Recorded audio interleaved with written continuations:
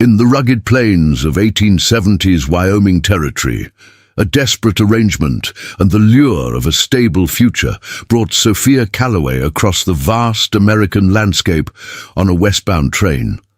What awaited her wasn't the cattle rancher who had written such persuasive letters for 8 months, but an abandoned homestead, a missing fiancé, and a frontier town harboring deadly secrets. Alone in a hostile land with nothing but her trunks and a fading hope, Sophia's fate seemed sealed until a mysterious Comanche horse trainer named Elijah Wolfe emerged from the golden prairie grasses, offering protection and stirring questions about her vanished betrothed. The rhythmic clatter of iron wheels against railroad tracks had become the soundtrack to Sophia Calloway's thoughts over the past 4 days. She pressed her forehead against the cool glass of the train window, watching the endless Wyoming landscape roll by, a sea of golden grasses punctuated by distant mesas and the occasional cluster of grazing cattle. The May sunshine bathed everything in a warm glow that belied her growing apprehension. Before we jump back in, tell us where you're tuning in from, and if this story touches you, make sure you're subscribed, because tomorrow I've saved something extra special for you. She absently twisted the simple silver ring on her right hand, a nervous habit she'd developed during the long journey from Philadelphia. First time heading to Clearwater Springs, ma'am? The elderly gentleman seated across from her had kind eyes that crinkled at the corners when he smiled, his face weathered by decades under the western sun. Sophia straightened her posture and adjusted her travel-worn blue dress, once crisp and elegant when she'd departed Philadelphia. "Is it so obvious?" she asked with a small smile. "Most folks who live out here know to wear clothes that don't show the trail dust so much," he replied with a gentle chuckle, nodding at her dress now speckled with a fine layer of reddish-brown dust despite her best efforts. "And they don't look quite so apprehensive when we pass through this stretch of country." She glanced out the window again, noting the increasingly rugged terrain. "I suppose I have much to learn about frontier life." "Visiting family, then?" the man inquired. Sophia hesitated before answering. "I'm to be married. My fiancé, Mr. James. Hollister owns a cattle ranch outside of Clearwater Springs." The man's expression shifted subtly, something Sophia couldn't quite interpret, flickering across his features. "Hollister's ranch, you say? That's about 15 miles northwest of town. Fine piece of land with good water access." There was something in his tone that increased her unease, but before she could ask any questions, the train began to slow, the conductor's voice calling out, "Clearwater Springs! Next stop, Clearwater Springs!" Sophia gathered her small handbag, heart quickening. After months of correspondence and weeks of travel, she was finally here. She had left behind her position as a schoolteacher in Philadelphia, sold most of her possessions, and traveled across the continent to marry a man she knew only through his letters. At 30 years old, with both parents gone and her brother lost in the war, the prospect of spinsterhood had loomed before her until James Hollister's advertisement in the Eastern newspaper had caught her eye.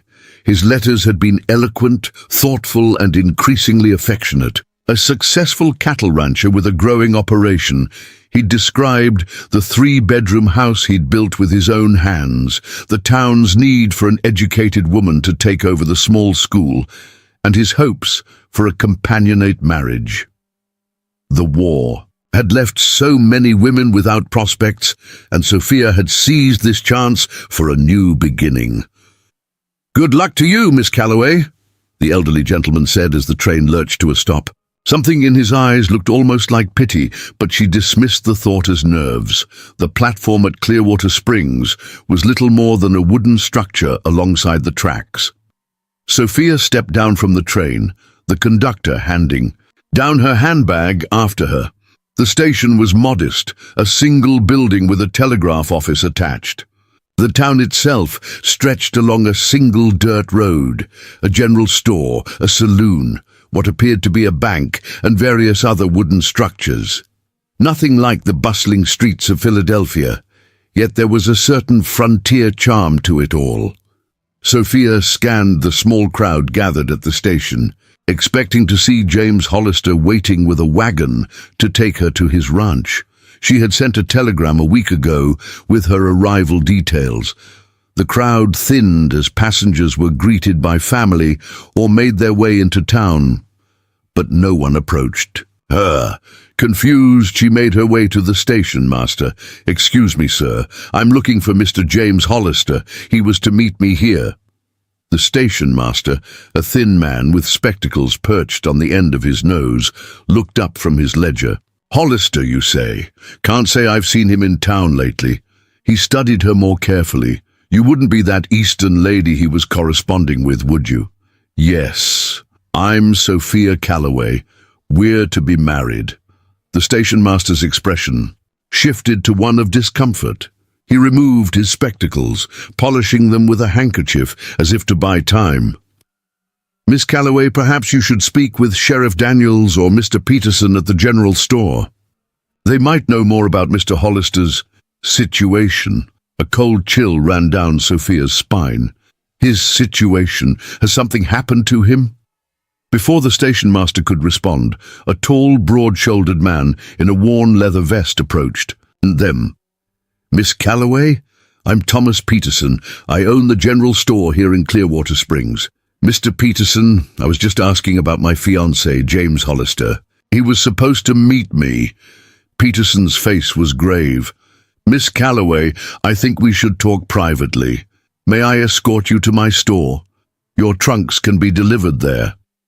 The walk to the general store was a blur, Sophia's mind racing with possibilities. Had James been injured? Was he ill? The afternoon sun beat down mercilessly as they made their way down the dusty main street, several townspeople stopping to stare openly at the newcomer. Peterson's store was well stocked with supplies, dry goods, and tools necessary for frontier life. He led her to a small office at the back, offering her a chair and a glass of water before taking a seat behind a cluttered desk. "Miss Calloway, I'm afraid I have some difficult news." He removed his hat, holding it in his large hands. "James Hollister has been missing for nearly 3 weeks now." The world seemed to tilt beneath her. "Missing? What do you mean missing?"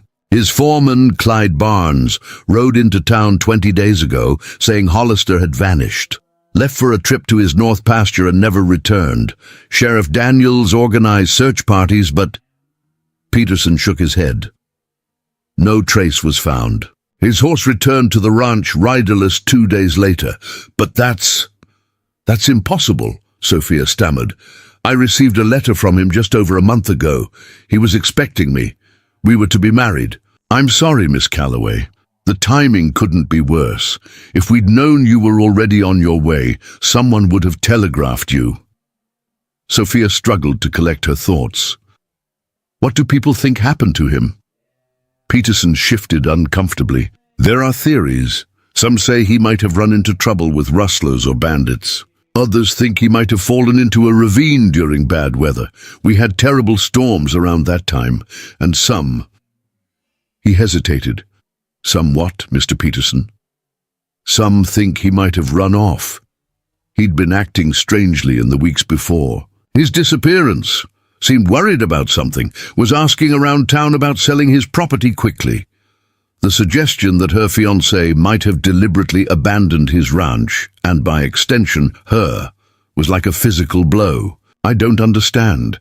His letters gave no indication of any problems." "Men don't always burden their womenfolk with their troubles," Peterson said gently, "especially not in letters."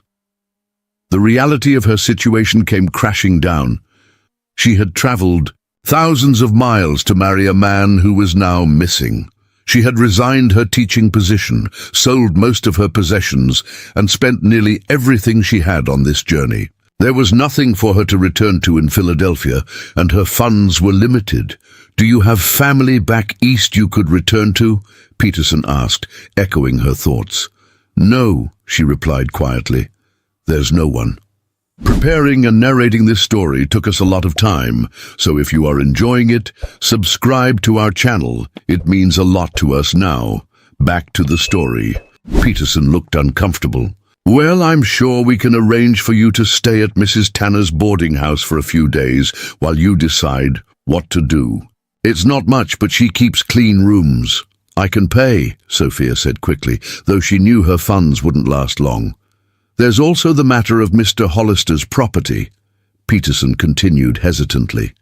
The ranch, the cattle, the situation is complicated. Complicated how? Before Peterson could elaborate, the door to the store burst open, followed by raised voices from the main room. Peterson rose with a frown and stepped out of the office, Sophia following close behind.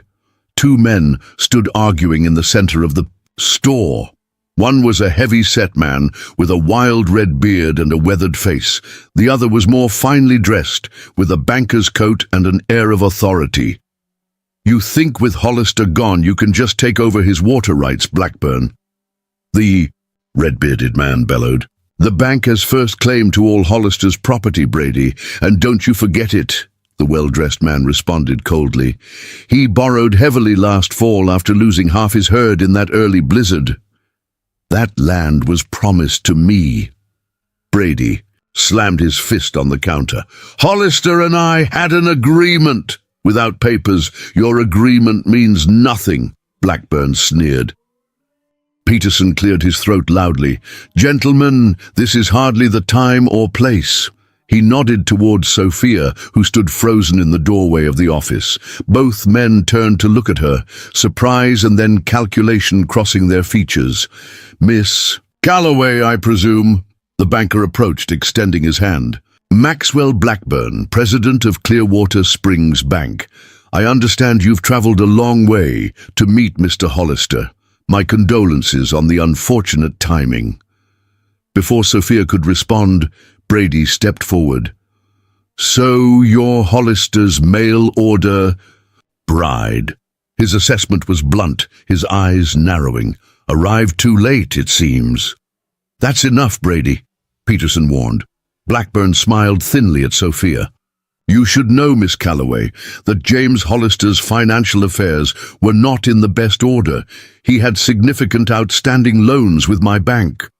Without him to manage the ranch and service those debts, the bank will soon be forced to claim the property. Now wait just a minute, Brady interrupted. Hollister and I had a deal. He was selling me his north pasture and water rights.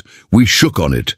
As I said, Blackburn's voice was ice, without proper documentation your claims are meaningless. Sophia felt as though she had stumbled into the middle of a staged play without knowing her lines. Mr. Hollister never mentioned any financial troubles in his letters, nor did he mention selling parts of his ranch. Of course he didn't, Blackburn said smoothly, but I assure you, Miss Calloway, his debts to the bank are quite real and legally binding. The bell above the store door jingled as another customer entered. The conversation halted as all eyes turned to the newcomer. Sophia's breath caught as she took in the tall figure who had just stepped inside. He moved with the fluid grace of someone completely at ease in his own body, his features striking. High, cheekbones, a strong jaw, and eyes so dark they appeared almost black. His skin was deeply tanned by the sun, his black hair longer than was fashionable, tied back with a leather cord. He wore simple frontier clothing, a buckskin vest over a cotton shirt, sturdy trousers, and well-worn boots.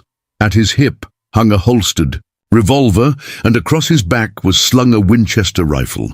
The atmosphere in the store shifted perceptibly. Brady took a step back, while Blackburn's smile tightened. Even Peterson seemed suddenly alert, wary. Wolf, Peterson nodded in acknowledgement. The newcomer's eyes swept the room, taking in the scene before finally settling on Sophia. There was something in that gaze, an intensity, a quiet assessment that made her straighten her posture instinctively. Miss Calloway. His voice was deep and measured, with a slight accent she couldn't place. Yes, she replied, surprised. How do you know my name? This is a small town, he replied simply. News travels fast. He turned his attention to Blackburn and Brady. I see you gentlemen are already circling. Blackburn's face flushed. This is a private business discussion, Wolf. It doesn't concern you. Doesn't it?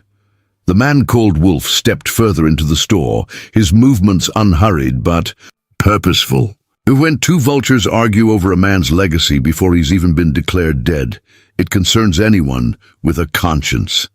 Brady's hand moved toward the gun at his hip. Watch your mouth, half-breed. Wolf's expression didn't change, but something in his posture shifted subtly. The tension in the room cranked higher. Miss Calloway, Wolf said without taking his eyes off the two men, I was a friend of James Hollister. I'd like to speak with you privately if you're willing. Sophia looked between the three men, their hostility almost palpable in the air. She had no reason to trust this stranger, yet something told her he might be her best chance at understanding. What had happened to James? Mr. Peterson, she said, finding her voice. Have my trunks been delivered yet? Peterson nodded. They're being taken to Mrs. Tanner's boarding house as we speak. Then I think I'll head there now. She turned to Wolf.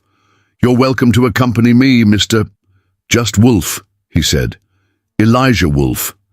As they stepped out into the late afternoon sunlight, Sophia could feel the eyes of the town upon them.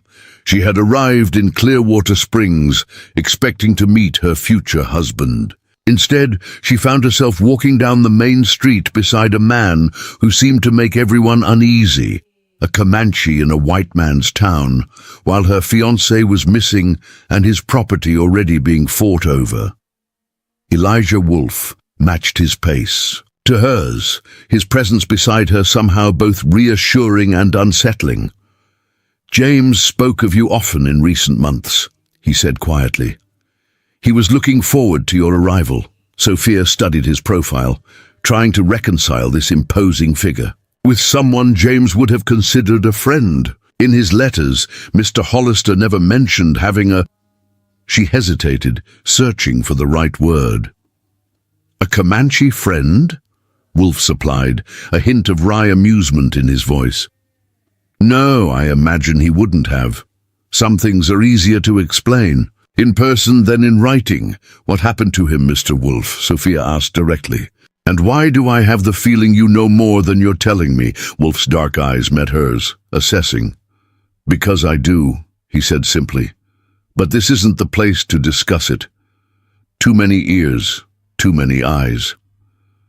He glanced meaningfully at the saloon they were passing, where several men had paused in their conversations to watch them.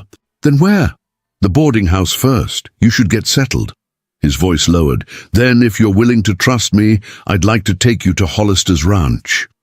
There are things you need to see, things that might explain why James disappeared, and why you might be in danger yourself. Mrs. Tanner's boarding house stood at the edge of town, a two-story white-clapboard structure with green shutters and a wide front porch adorned with rocking chairs. The proprietress was a plump, grey-haired woman with sharp eyes that missed nothing, and a disposition that could turn from motherly to stern in an instant. She greeted Sophia warmly enough, but her smile faltered when she saw Elijah Wolf standing, a respectful distance behind. Miss Calloway, welcome to Clearwater Springs, Mrs. Tanner said, wiping her hands on her apron. Mr. Peterson sent word about your situation.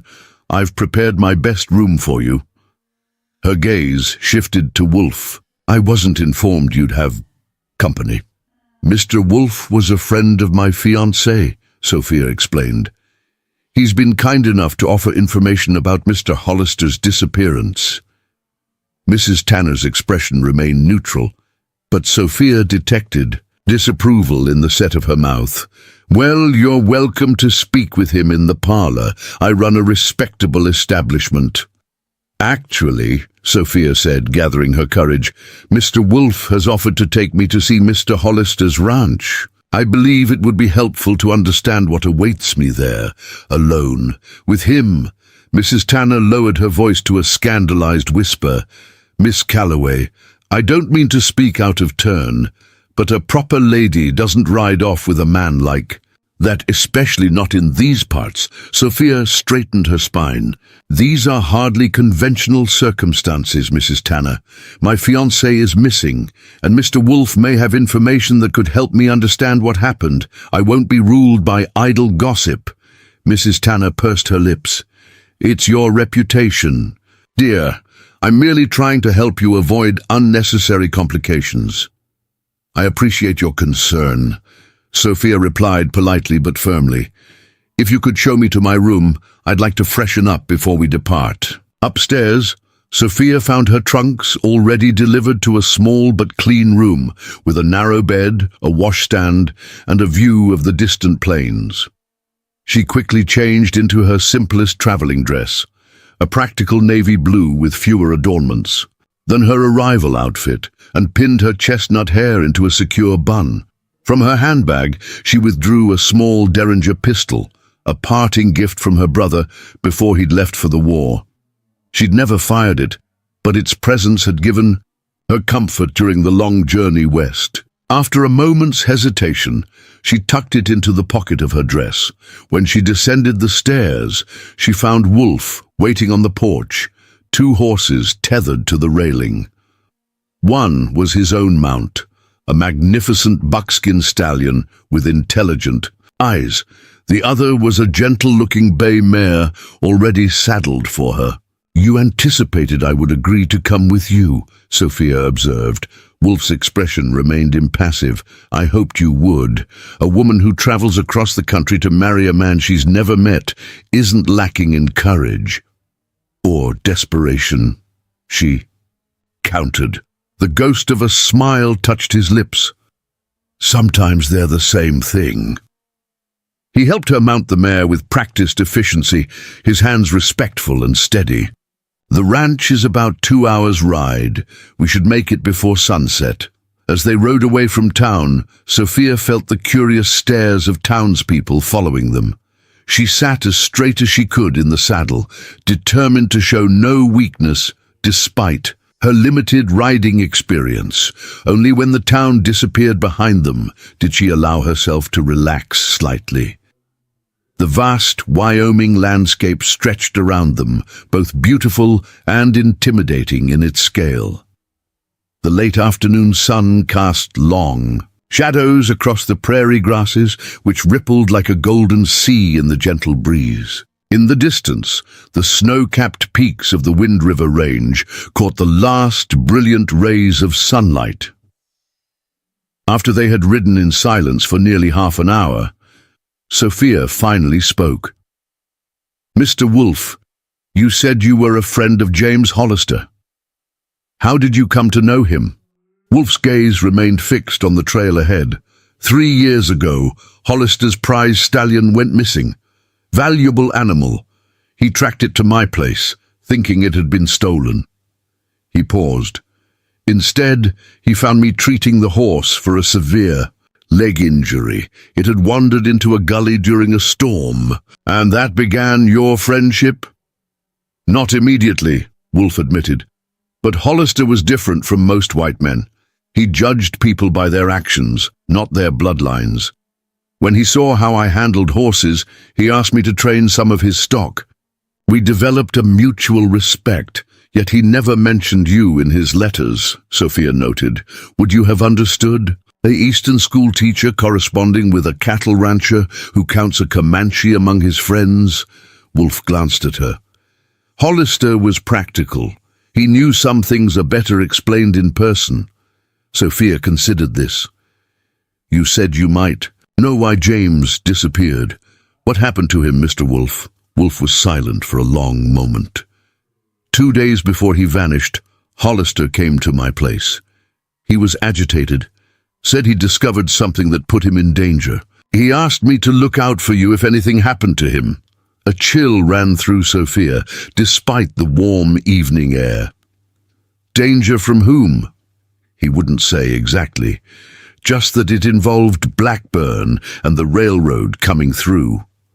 Wolf's voice lowered, and that if anything happened to him, I should make sure you got something he'd hidden at the ranch, something that would explain everything. The railroad? Sophia frowned. "I don't understand. What would the railroad have to do with James?" "Clearwater Springs is about to change forever, Miss Calloway. The Union Pacific is planning a spur line through this territory. Wherever the tracks go, fortunes will be made. Land that's worth pennies now will be worth dollars once the railroad comes through.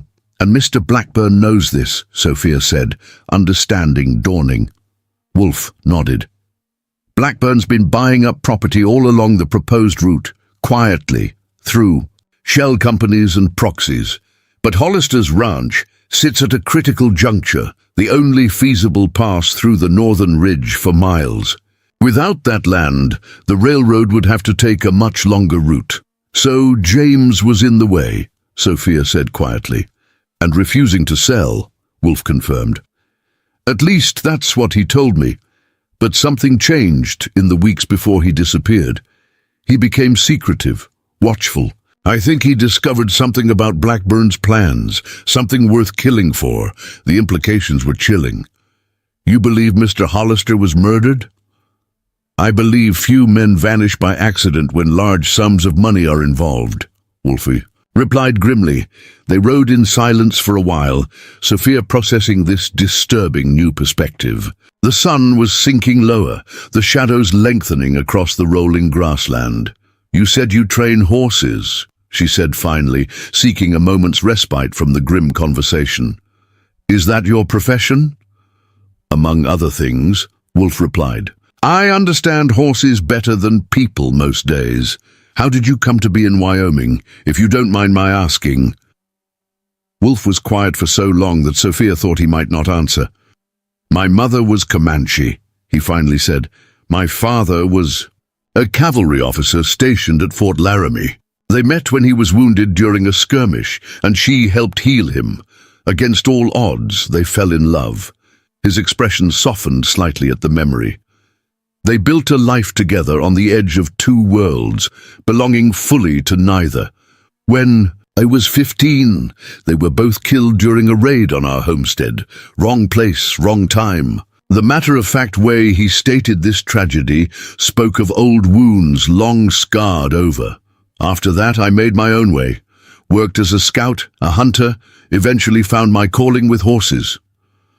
"I'm sorry about your parents," Sophia said softly. Wolf acknowledged her sympathy with a slight nod. "They taught me how to survive in a world that has no clear place for someone like me. It's a lesson that served me well." He pointed ahead to where the land began to rise. "We're approaching Hollister's ranch. It's just beyond that ridge." As they crested the hill, Sophia got her first view of what should have been her new home. The ranch spread out before them, a sturdy two-story house built of timber and local stone, a large barn, corrals and outbuildings arranged in a rough semicircle. Beyond stretched fenced pastures and grazing land that extended to the distant mountains. A creek wound through the property, its banks lined with cottonwood trees, just coming into full leaf. It was beautiful, exactly as James had described in his letters. Yet there was an undeniable feeling of abandonment. No smoke rose from a chimney, no figures moved in the yard, and several fence sections appeared to be in disrepair. "Where are the ranch hands?" Sophia asked as they approached. James wrote that he employed at least 5 men. "Gone," Wolf replied. After Hollister disappeared, Blackburn convinced the foreman, Barnes, that the bank would be claiming the property. Without Hollister to pay them, the men drifted off to find work elsewhere. They dismounted in the yard. Wolf tied their horses to a hitching post and drew his rifle from its scabbard, checking it with practiced ease. "Is that necessary?" Sophia asked, eyeing the weapon. "I hope not," he replied, "but if Hollister was killed for what he knew, whoever did it might still be watching this place." The house was locked, but Wolf retrieved a key from beneath a stone planter on the porch. "Hollister showed me this," he explained, seeing Sophia's questioning look. "For emergencies." Inside, the house was just as James had described in his letters, comfortable and well-built, furnished with solid pieces that spoke of a man planning for the future. A thick layer of dust covered everything, but Sophia could easily imagine how it would look cleaned and lived in. The main room featured a large stone fireplace, comfortable chairs and bookshelves filled with volumes on cattle ranching, Wyoming history, and surprisingly, several classics of literature. "He built all this for you," Wolf said quietly, watching her take in the details. He was proud of what he'd created here. Sophia ran her fingers along the mantelpiece, leaving tracks in the dust. "It's exactly as he described it." She blinked back unexpected tears. "Where would he have hidden something he wanted me to find?" "His study," Wolf replied, leading the way to a small room off the main living area. He mentioned a hiding place there, though he didn't specify exactly where. The study was masculine and practical. A heavy desk, chair and filing cabinet occupied most of the space. A gun cabinet stood against one wall, now empty of weapons.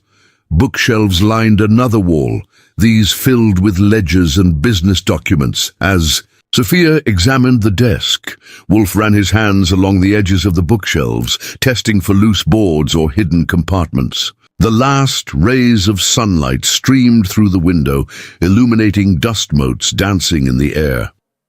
"There's nothing obvious here," Sophia said after thoroughly searching the desk drawers. "What exactly are we looking for?" "Documents, I believe," Wolf replied, moving to examine the floorboards. Hollister mentioned papers that would expose Blackburn. A sound from outside, the distant thud of hooves, caused Wolf to stiffen. He moved swiftly to the window, staying to one side as he peered out. "Riders coming," he said grimly. "At least 3 of them, moving fast." Sophia's heart raced. "Blackburn's men?" "Likely." Wolf checked his rifle again. "I don't think they've spotted our horses yet. We still have a few minutes." "We haven't found what James wanted me to have," Sophia protested. Wolf's dark eyes locked with hers. "Miss Calloway, whoever these men are, they're not coming for a social call. We need to leave now." A thought struck Sophia as she glanced around the study one last time. Wait. In his letters, James often mentioned a copy of Walden that he kept by his bedside. He said it reminded him of the simplicity he sought in life. Wolf's eyebrows rose. "You think he might have hidden something in it?" "It's worth checking," Sophia insisted. "Which way to the bedroom?" Wolf led her quickly up the stairs to a large bedroom at the back of the house. A 4-poster bed dominated the space, a small table beside it. On the table sat a well-worn copy of Thoreau's Walden, exactly as James had described. Sophia grabbed the book and flipped through it frantically. Nothing fell out, no pages were marked. "It's just a book," Wolf said, glancing anxiously toward the window where the sound of approaching riders grew louder. "No." Sophia examined the binding more carefully. "Look here. The spine has been reglued." She worked her fingers carefully along the inner binding and felt something stiff hidden inside. With a quick tug, she pulled free several folded documents. "Concealed within the book's hollow spine. Clever man," Wolf murmured appreciatively. Sophia unfolded the papers, land deeds, maps, and what appeared to be correspondence between Blackburn and railroad officials. She scanned them quickly, her eyes widening. "These show that Blackburn has been illegally seizing land through fraudulent loan documents. And this map, it shows the railroad's proposed route directly through James's property. That would be motivation enough to want Hollister gone," Wolf said grimly. "We need to move. They're nearly here." Sophia tucked the document securely into her bodice. "There's a letter here addressed to me," she said, holding up a sealed envelope, with her name written in James's familiar handwriting. "Read it later," Wolf urged, leading her toward the back stairs. "Right now we need to—" The sound of a door crashing open downstairs cut him off. Heavy boots stomped across the floorboards below, followed by gruff voices calling out to search the house. "Too late for the stairs," Wolf muttered. He led Sophia to the window and pushed it open. "There's a porch roof below. We can use it to reach the ground, then make for the barn. Stay low and move quietly." The porch roof was sloped but navigable. Wolf went first, helping Sophia through the window and guiding her across the wooden shingles. They had just reached the edge when a shout came from the window they'd exited. "They're on the roof! Get 'em!" A gunshot cracked through the air, splintering wood near Sophia's feet. Wolf pulled her to the edge of the roof and helped her drop the short distance to the ground. More shots followed as they sprinted toward the barn, bullets kicking up dirt around them. Inside the barn, Wolf barred the heavy door behind them. "Your horse is too conspicuous," he said, moving quickly to a stall where a sleek black mare stood watching them with alert eyes. "This is Midnight, one of Hollister's best. She knows the terrain and can outrun most anything on 4 legs." Wolf quickly saddled the mare. Sophia could hear men surrounding the barn, their voices calling to one another as they took up positions. "Wolf, we know you're in there with the woman," a harsh voice called out. "Send her out with whatever you found, and maybe we'll let you ride away." Wolf ignored the call, checking the mare's girth strap. "There's a back door," he whispered to Sophia. "When I start shooting, you ride hard for the creek and follow it east. It leads toward my place, about 10 miles from here. I'll catch up." "I'm not leaving you," Sophia insisted. Wolf's expression softened momentarily. "Hollister asked me to protect you. Those papers you found are the only evidence of what got him killed. They need to reach the federal marshal in Cheyenne." He pressed a small compass into her hand. "Keep the North Star on your right after dark. My place is the only one with a stone chimney for miles around. You can't miss it." Before she could protest further, a bottle crashed through a high window, flames erupting as the makeshift torch hit the hay-strewn floor. More followed, smoke quickly filling the barn. "They're trying to smoke us out," Wolf said grimly, leading the mare toward the back door. "Change of plan, we ride together." He helped Sophia mount, then swung up behind her. "Hold tight! Midnight knows what to do." Wolf flung open the back door and fired several shots into the air. As men shouted and scrambled to reposition, he urged the mare forward. The black horse burst from the barn like a shadow, powerful muscles bunching as she accelerated across the open ground toward the cover of the cottonwoods lining the creek. Gunfire erupted behind them, but Midnight was already stretching into a full gallop, carrying them away from the ranch and into the gathering darkness of the Wyoming night. Sophia clutched the saddle horn with one hand, the other pressed against her bodice, where James Hollister's documents and his final letter to her were hidden.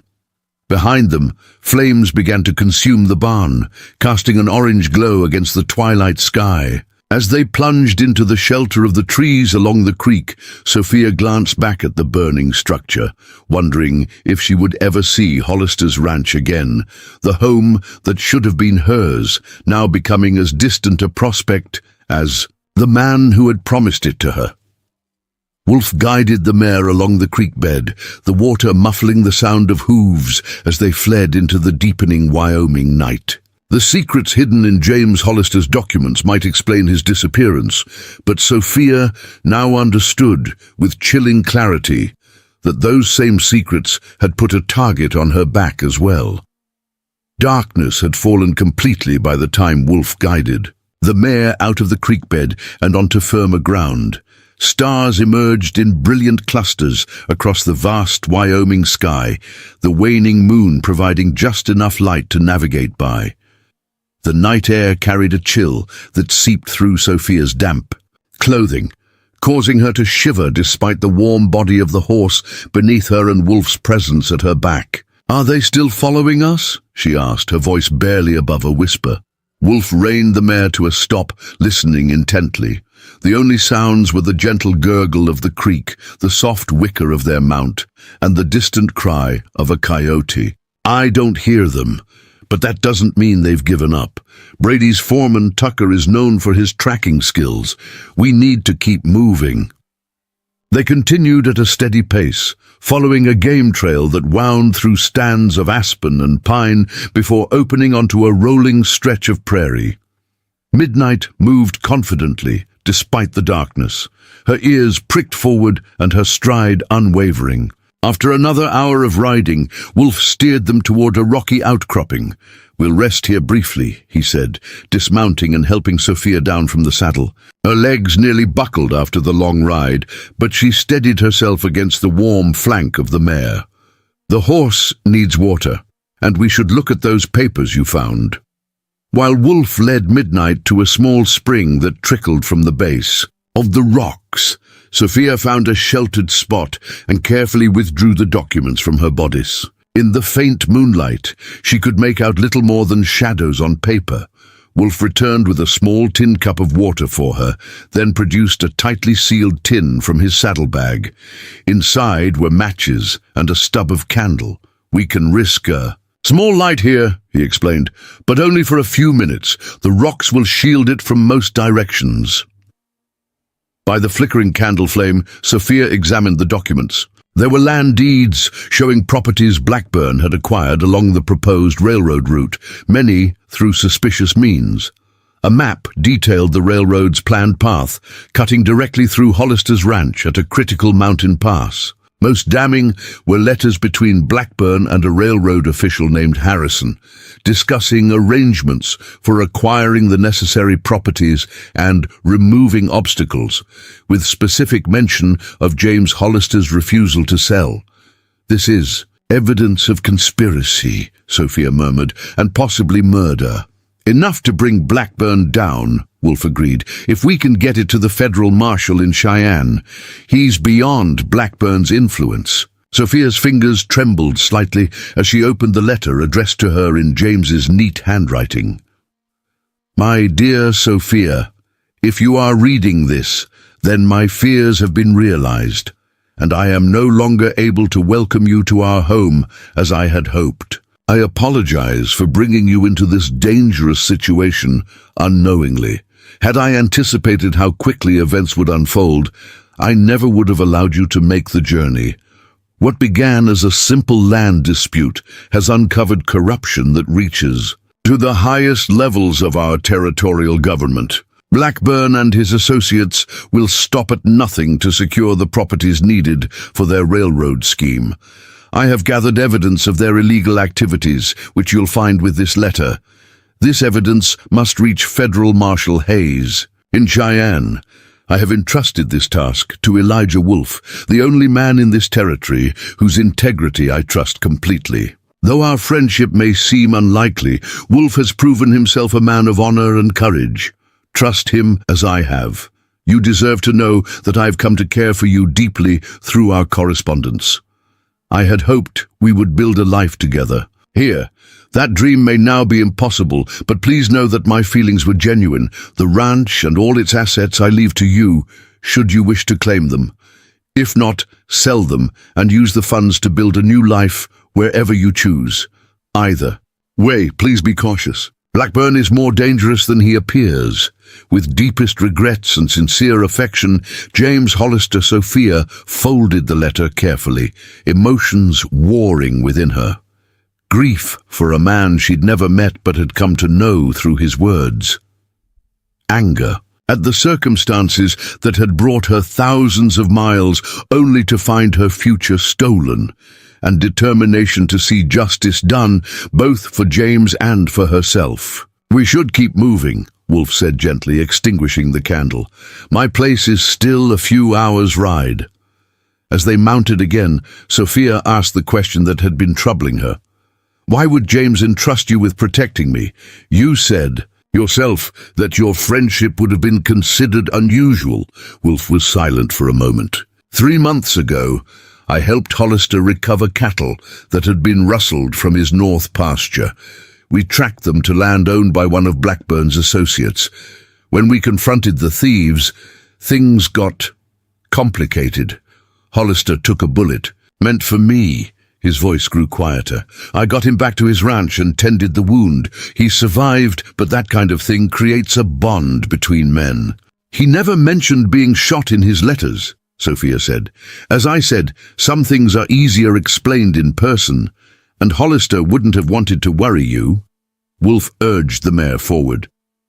"After that, he trusted me, and I respected him. One of the few white men who treated me as an equal. They rode in silence for a time, each lost in their own thoughts. The prairie stretched out around them, bathed in silver moonlight, beautiful in its vast emptiness. Exhaustion began to creep over Sophia, the emotional and physical strain of the day taking its toll. She found herself leaning back against Wolf's solid presence, her eyes growing heavy despite her efforts to stay alert.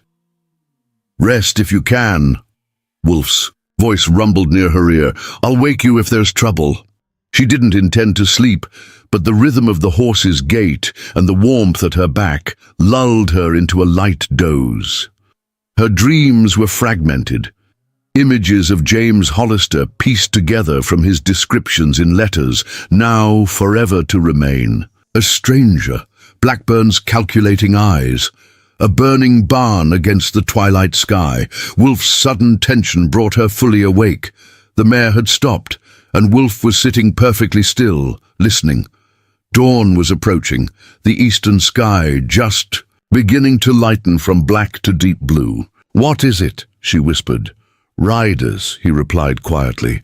"Coming from the north. Could be nothing, but we can't take chances." He guided Midnight off the trail they'd been following and into a draw thick with brush. They dismounted, and Wolf led the mare deeper into the concealment. The sound of hoofbeats grew louder, multiple horses moving at a steady trot along the ridge above them. Low voices carried on the still morning air, men talking, occasionally laughing, not the urgent pursuit of hunters tracking prey, but the casual conversation of riders with no particular urgency. As the riders crested the ridge, they became visible, in silhouette against the lightening sky. 4 men, their shapes resolving as they drew closer. With a jolt, Sophia recognized Brady's distinctive bulk and red beard. Wolf's hand closed around her arm in warning, though she had no intention of making a sound. They remained frozen in the brushy cover as the riders passed less than 50 yards. Away, Midnight standing remarkably still, as if sensing the need for silence. "Waste of time," one of the men was saying as they passed. "Could have gone in any direction." "Blackburn's offering $100 for the woman, double for Wolf," Brady's rumbling voice replied. "Worth checking his place at least, if that's where they're headed," another voice countered. "Smart man would make for Cheyenne or Fort Laramie." "Wolf ain't going to any fort or white man's town with a price on his head," Brady said with certainty. "He'll go to ground where he feels safe. That means his place, or maybe up into Comanche territory." Their voices faded as they continued along the ridge, heading east, directly toward Wolf's homestead. "They know where we're going," Sophia whispered once the riders were well past. "They're guessing," Wolf corrected. "But it's a good guess. We need to change our plans." He studied the lightening horizon. "There's an old trapper's cabin, about 5 miles southwest of here, in the foothills. Few people know about it, and it's well hidden. We can shelter there while I figure out how to get you and those documents to Cheyenne." The rising sun found them climbing into rougher country, the prairie giving way to rocky foothills dotted with pine and scrub oak. Wolf led them along game trails barely visible to Sophia's untrained eye, occasionally dismounting to check their back trail or to study marks on the ground that meant nothing to her. By mid-morning, they reached a small protected valley with a stream running through it. Tucked against the hillside, nearly invisible among the rocks and trees, stood a crude cabin constructed of rough-hewn logs. Nature had begun to reclaim it. Pine needles covered the roof, and vines crept up one wall, but it remained solid. "Belonged to an old mountain man named Mackenzie," Wolf explained as he helped Sophia dismount. "He taught me how to hunt when I was younger. Died 3 winters ago, but he showed me this place first." Inside, the cabin was a single room with a stone fireplace, a plank table with 2 rough benches, and a narrow cot against one wall. Everything was covered in a thick layer of dust and pine needles that had blown in through the broken window. But it was shelter. Wolf immediately began, clearing the worst of the debris while Sophia shook out the ancient bearskin that covered the cot. "It's not much," Wolf said, eyeing her reaction. "But it's defensible and won't be easy to find." "It's perfect," Sophia replied, surprising herself with her sincerity. After the events of the past 24 hours, a secure hiding place seemed the height of luxury, regardless of appearances. Wolf nodded, seemingly satisfied with her response. "I'll secure the horse and check for signs we were followed. There's a spring just behind the cabin, if you're thirsty." Left alone, Sophia took stock of her situation. Her carefully planned future had disintegrated. She was hiding in a remote cabin with a half-Comanche horse trainer she barely knew, pursued by men who likely had a hand in her fiancé's disappearance, possibly his murder.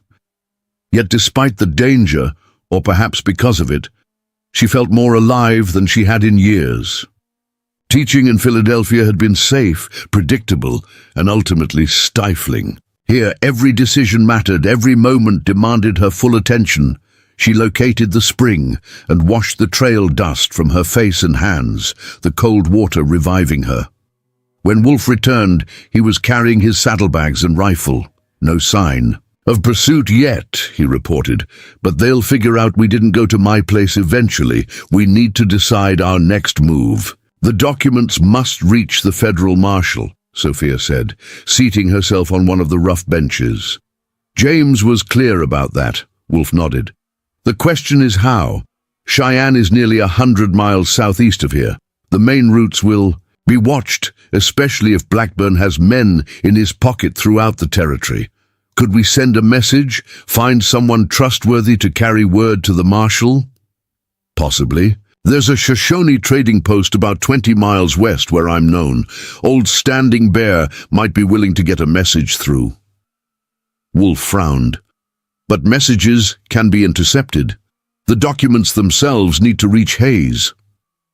"Then I'll take them," Sophia said firmly. Wolf's dark eyes studied her face. "Alone? Through country you don't know, pursued by men who wouldn't hesitate to kill for what you carry?" "Not alone," she clarified. "With your guidance. But I suspect a woman traveling alone or with a single companion might attract less attention than you would on your own, particularly given what Mr. Brady said about there being a price on your head." A ghost of a smile touched Wolf's lips. "You continue to surprise me, Miss Calloway." "I surprise myself," she admitted. "A week ago, I was a schoolteacher, preparing for a respectable marriage. Now I'm plotting to outmaneuver land-grabbing criminals while hiding in a trapper's cabin." She smoothed her rumpled skirt, now torn and stained from their flight. "My former colleagues would be scandalized." Wolf's smile grew more pronounced. "Life on the frontier has a way of revealing what people are truly made of. Some break under the pressure, others discover strengths they never knew they possessed." He began unpacking his saddlebags, pulling out jerky, hardtack, and a canteen. "We should eat and rest. Tonight we'll make plans." The day passed slowly in the confines of the small cabin. Wolf spent much of it outside, keeping watch and tending to midnight, allowing Sophia privacy to rest and to sort through her turbulent thoughts. She reread James's letter several times, trying to reconcile the man she had known through correspondence with one who had become entangled in such dangerous affairs. His words seemed sincere, his concern for her genuine.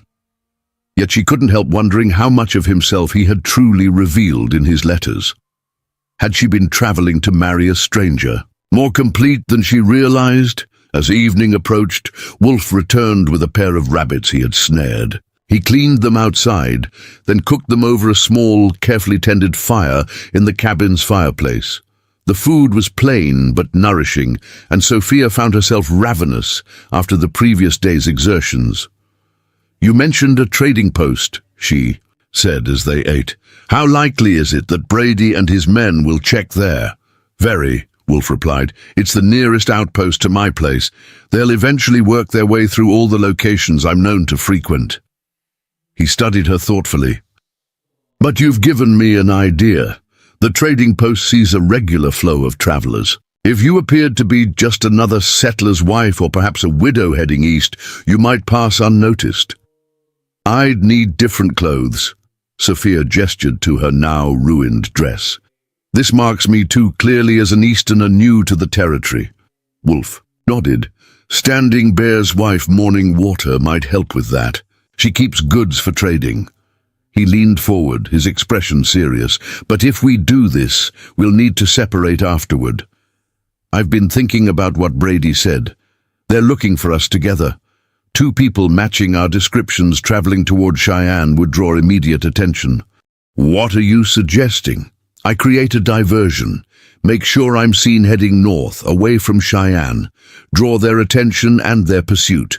Meanwhile, you take the southern route toward Cheyenne, traveling as inconspicuously as possible. Sophia, you frowned.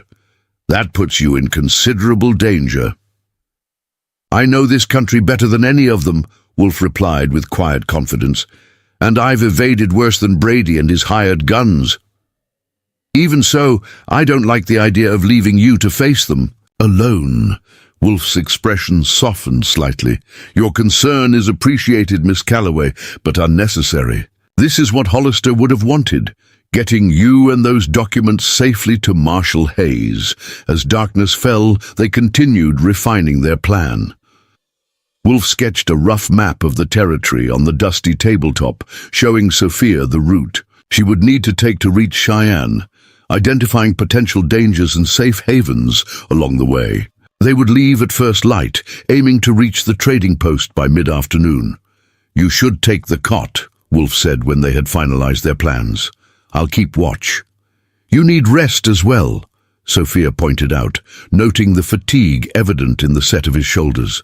I'll rest easier knowing our perimeter is secure, he replied, moving toward the door. Alone in the cabin, Sophia stretched out on the narrow cot, certain she wouldn't sleep despite her exhaustion. Too many thoughts crowded her mind. James's fate, the dangerous men pursuing them, the uncertain journey ahead, and, increasingly, her complex feelings about Elijah Wolf. He was unlike any man she had ever known, yet there was something deeply compelling about his quiet strength and unwavering sense of purpose. She must have slept despite her racing thoughts, for she woke with a start to Wolf's hand on her shoulder, his finger pressed to his lips in warning. Dawnlight filtered through the cabin's single window. Riders, he whispered, at least two, maybe more, approaching from the east. Sophia rose quickly, gathering the precious documents and securing them once more in her bodice. Wolf handed her his pistol. You remember how to use this? He asked. She nodded, recalling his brief lesson the previous evening. Point, steady, squeeze, not pull. Good. Stay here. Keep out of sight. If you hear shooting... He hesitated. Use your judgment. If you need to run, take midnight. She'll carry you to the trading post if you give her her head. Before she could respond, he slipped out the door, rifle in hand, moving silently into the early morning shadows. Sophia positioned herself near the window, the pistol heavy in her hand, straining to hear any sounds of approach. Minutes stretched. Endlessly as she waited, every rustle of leaves and snap of twigs magnified by her fear. The crack of a rifle shot shattered the morning stillness, followed quickly by another. A man's shout, then more gunfire, this time from multiple weapons. Sophia's heart hammered in her chest as she tried to discern what was happening. The gunfire seemed to be moving away from the cabin into the surrounding woods. Suddenly, the cabin door burst open. Sophia raised the pistol, finger tensing on the trigger, then nearly collapsed with relief when she saw it was Wolf. His expression was grim, a bloody furrow across his left cheek where a bullet had grazed him. Brady and 3 men, he said tersely. I led them away from the cabin, but they'll circle back. We need to move. Now. You're hurt, Sophia said, reaching toward his face. It's nothing, he dismissed. Grab only what you need. We have minutes, not hours. They moved quickly, gathering their few possessions. Outside, Wolf led Midnight from where he had concealed her among the trees, saddling her with swift efficiency. As they prepared to mount, the sound of gunfire erupted again, closer this time. Change of plan, Wolf said, helping Sophia into the saddle. We make for the trading post together. It's our best chance now. He swung up behind her, and with a nudge of his heels, Midnight sprang forward, carrying them away from the cabin and the men who sought them. Deeper into the wilderness of the Wyoming Territory, the rising sun cast long shadows before them as they fled.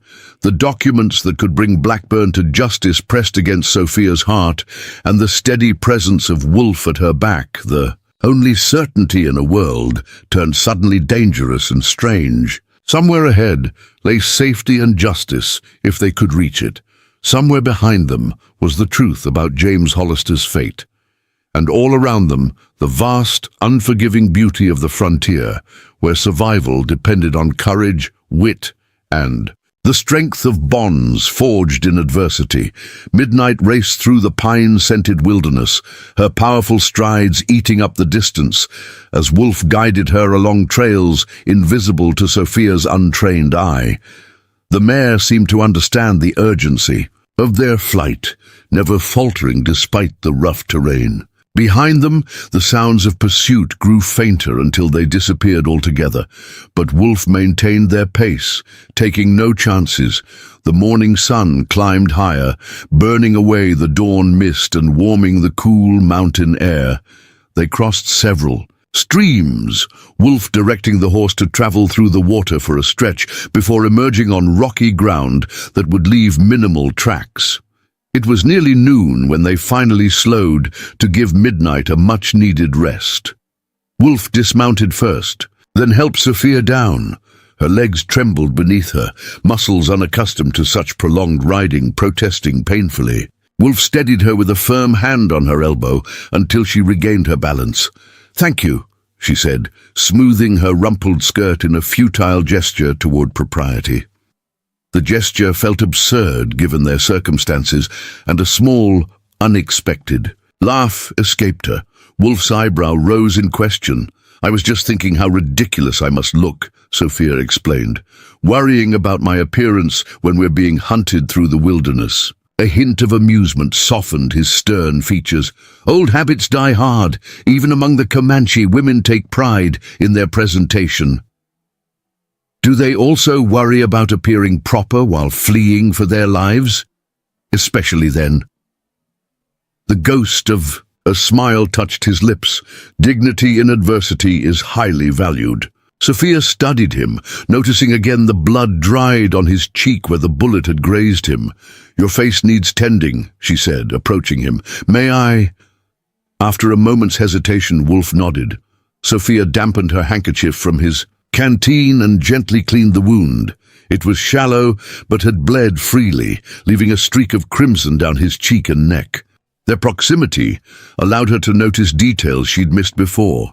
The tiny lines at the corners of his eyes, a small scar on his temple partially hidden by his dark hair, the faint scent of leather and horses that clung to him.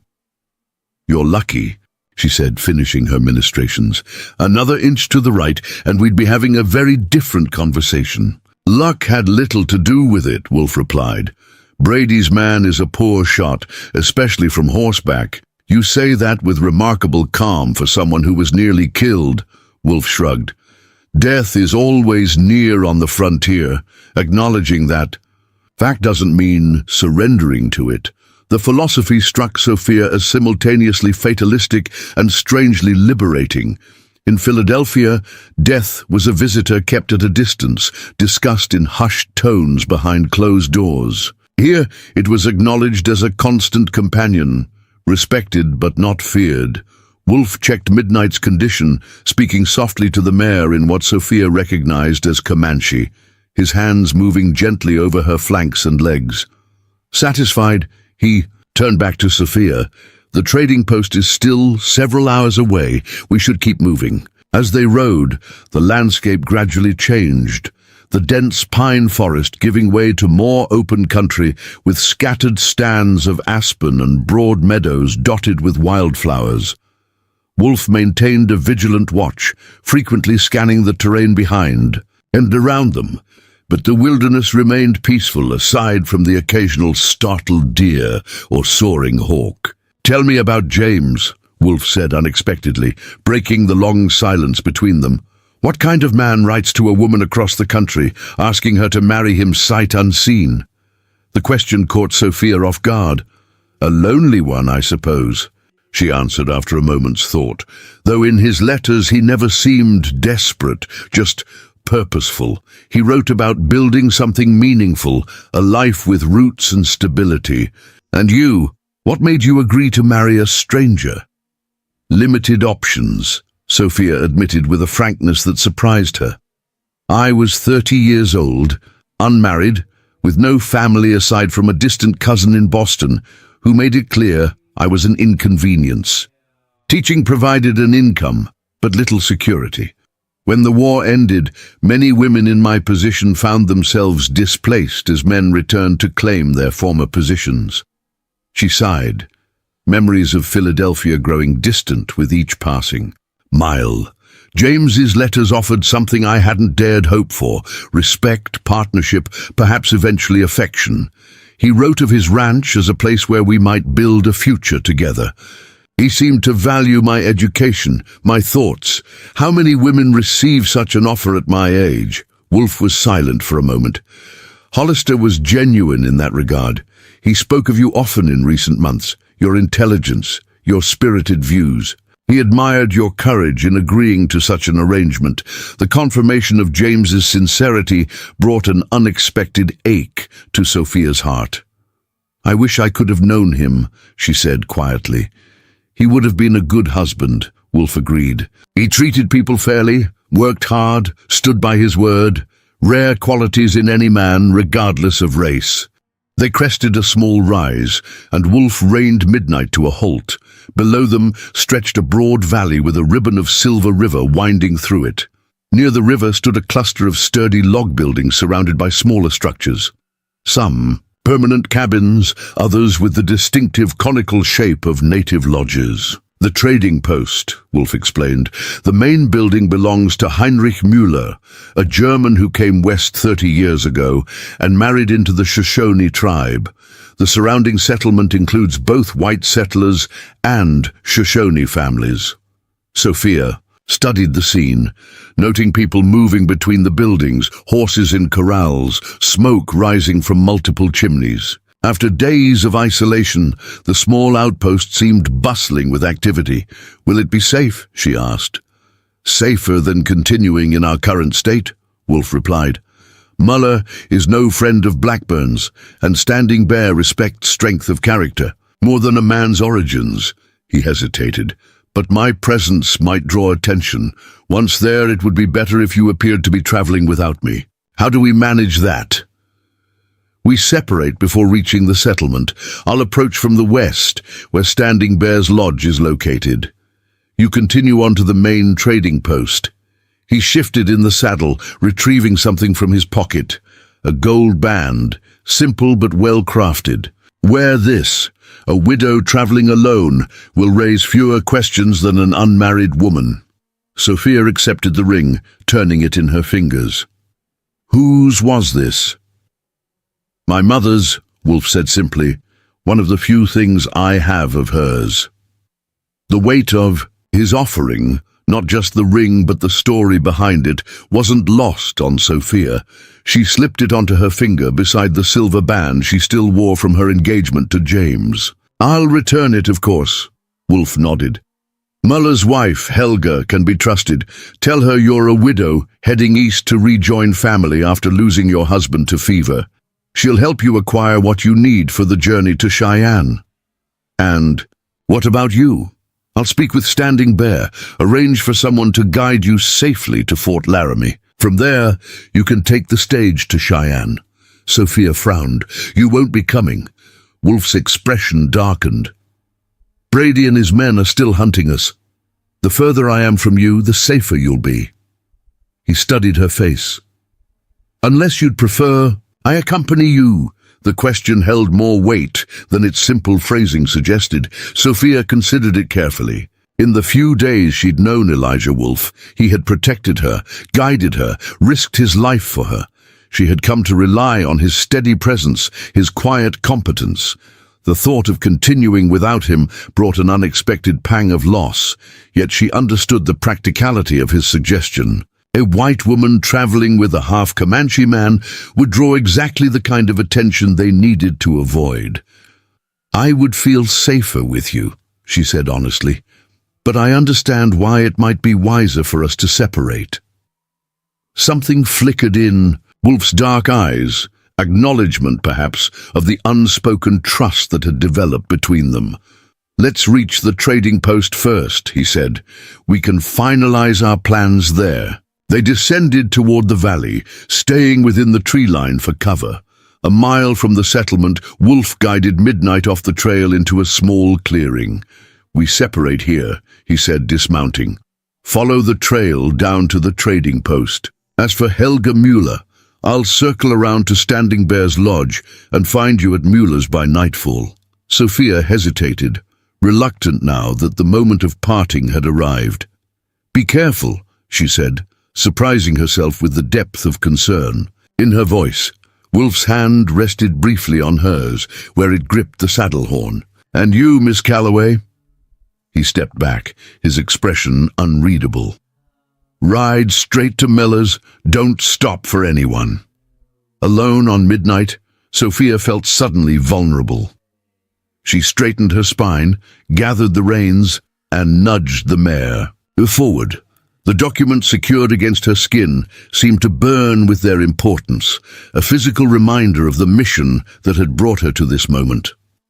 The trading post grew larger as she approached, details becoming clearer. The main building was a substantial two-story structure with a wide porch across the front, with various additions built over time, giving it an organic, sprawling appearance. Pelts were stretched on frames to dry beside a smaller outbuilding, and a vegetable garden flourished at one side. Several horses stood hitched to a rail, and a wagon was parked near what appeared to be a blacksmith shop. Sophia tensed as she spotted 3 men lounging on the porch of the trading post. But as she drew closer, she saw they were older settlers, engaged in idle conversation, not the younger, harder men who had pursued them through the wilderness. Still, she kept her head down as she approached, one hand resting near the pistol concealed in her skirt pocket. She dismounted awkwardly, her legs protesting after the long ride, and tied Midnight to the hitching rail. The men on the porch paused, their conversation to regard her with curiosity, but not hostility. "Afternoon, ma'am," one of them offered, touching the brim of his hat. "New to these parts?" "Just passing through," Sophia replied, keeping her voice steady. "I'm looking for Mrs. Mueller."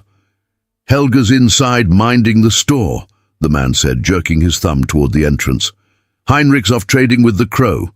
Won't be back till next week." Sophia thanked him and entered the trading post. Inside, the large room was a treasure trove of frontier necessities and luxuries. Shelves lined the walls, stocked with goods ranging from practical implements to bolts of fabric, preserved foods, ammunition and medicinal supplies. Trade goods from native tribes were displayed alongside items that had clearly traveled from the East or even Europe. Behind a broad wooden counter stood a woman in her 50s, stout and capable-looking, with graying blonde hair pulled back in, a practical bun and keen blue eyes that missed nothing. She was assisting a young Shoshone woman in selecting fabric, speaking in a mixture of English and the tribal language.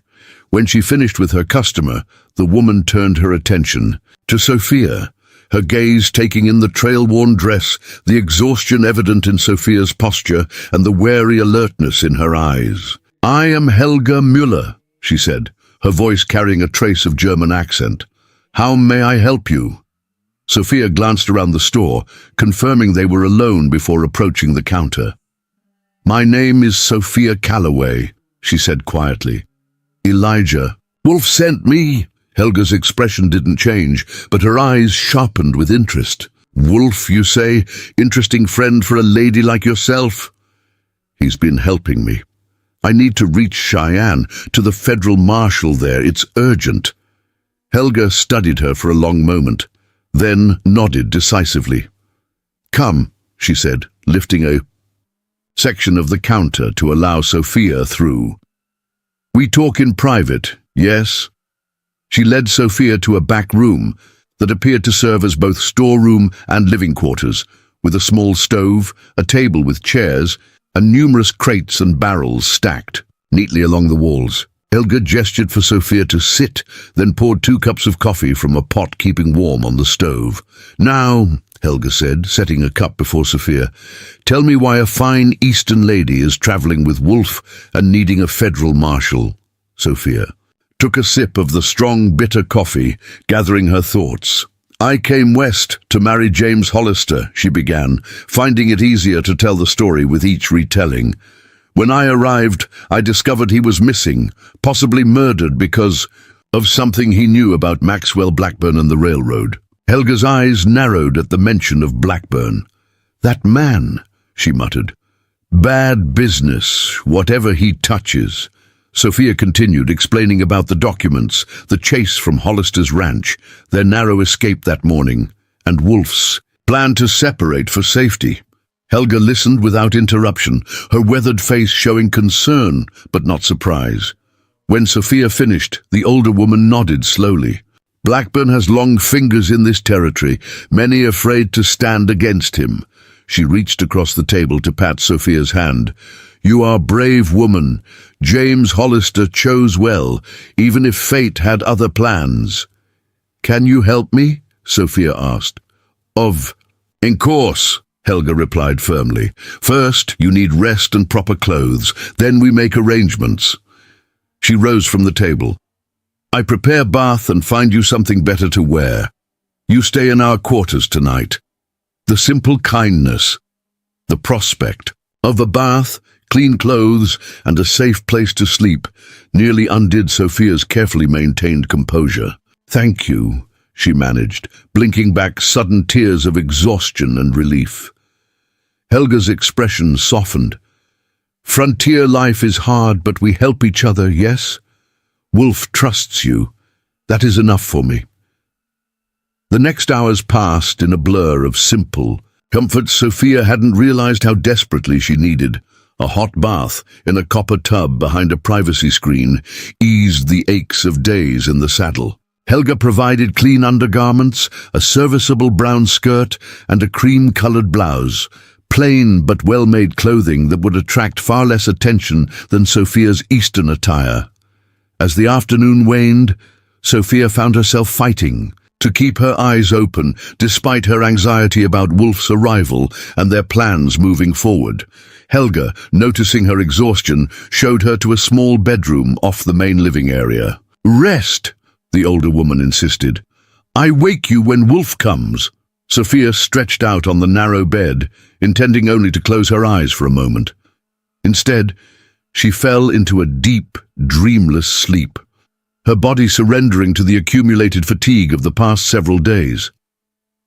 She woke to Helga's gentle hand on her shoulder and the smell of cooking food. Outside the small window, darkness had fallen, and lamplight cast a warm glow throughout the room. "Wolf is here," Helga said, "and standing bare. They wait in the main room." Sophia rose quickly, smoothing her borrowed clothes and checking that the documents remained secure in the inner pocket Helga had sewn into the blouse. She followed the older woman into the main living area, where 2 men sat at the table. Wolf looked up as she entered, relief evident in his expression as he stood to greet her.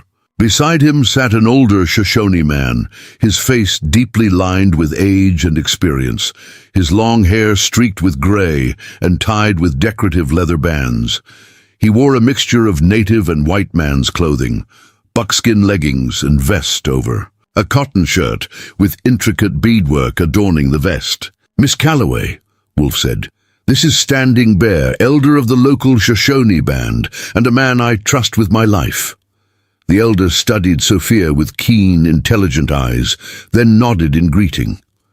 "Wolf speaks highly of your courage," he said, his English clear but measured. "Not many white women would undertake such a journey." "Not many would have such cause," Sophia replied, taking the seat Helga indicated. "I'm grateful for any assistance you can provide." Helga placed bowls of stew before them, along with chunks of fresh bread. Standing Bear waited until everyone was served before continuing. "I have considered what Wolf has told me," he said. "Blackburn is known to my people as a man whose word shifts like sand. Many of our trading agreements with white settlers have been broken because of his influence." He glanced at Wolf, then back to Sophia. "I will send my grandson, Swift Fox, to guide you to Fort Laramie. He speaks good English, knows the trails that avoid main roads, and can be trusted absolutely." "Thank you," Sophia said sincerely. "When would we leave?" "Tomorrow at dawn," Standing Bear replied. "The journey to Fort Laramie will take 4 days if you travel swiftly and avoid settlements. From there, the stage to Cheyenne runs twice weekly." Wolf added, "I've arranged for fresh horses.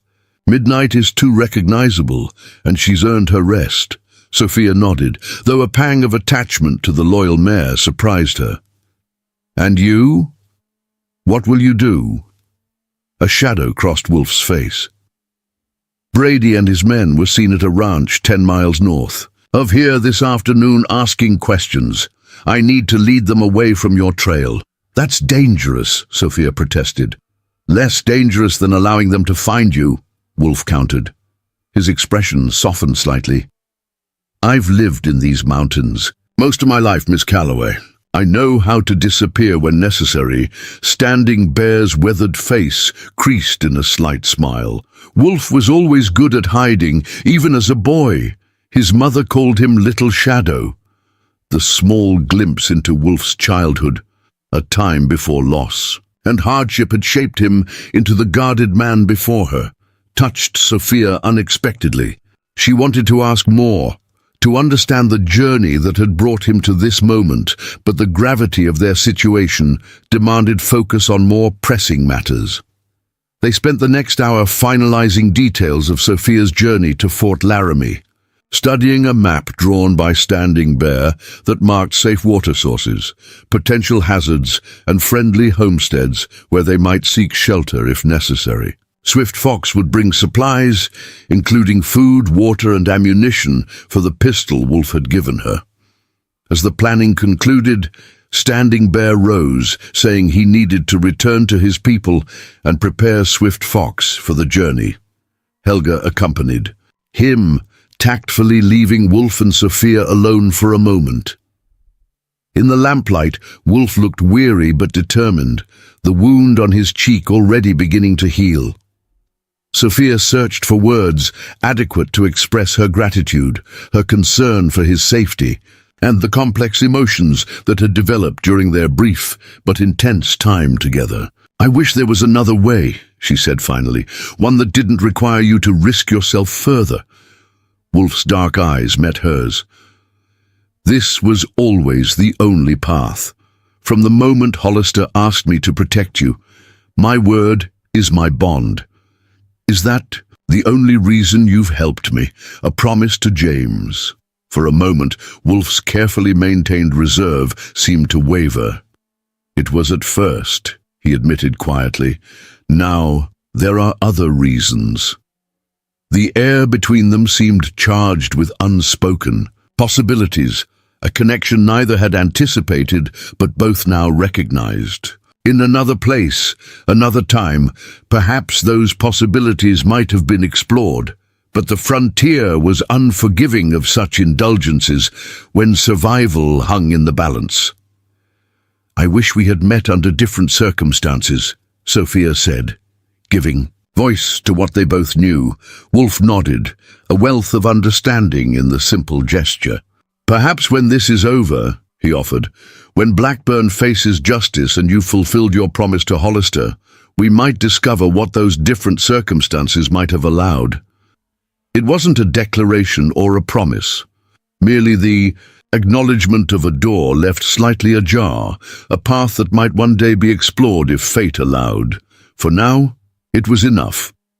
"I would like that," Sophia replied simply. As Helga returned to the room, bringing with her the practical concerns of the incoming journey, Sophia and Wolf turned their attention back to the tasks at hand. Tomorrow would bring new challenges, new dangers, and the necessary parting of their ways. But in that brief, quiet moment of connection, something had been acknowledged that neither would forget, regardless of what the uncertain future might hold. Dawn arrived with a whisper of mist rising from the valley floor, gilded by the first rays of sunlight breaking over the eastern mountains. Sophia stood on the small porch behind Muller's trading post, breathing deeply of the cool morning air. She had slept surprisingly well, exhaustion overriding anxiety, and now felt a clarity of purpose that had been absent in the confusion of recent days. Helga had provided her with additional supplies, a canvas satchel containing dried meat, biscuits, a small packet of tea, and other necessities for the journey. The borrowed clothes fit well enough, and with her hair braided and pinned beneath a practical bonnet, Sophia looked nothing like the refined schoolteacher who had stepped off the train in Clearwater Springs.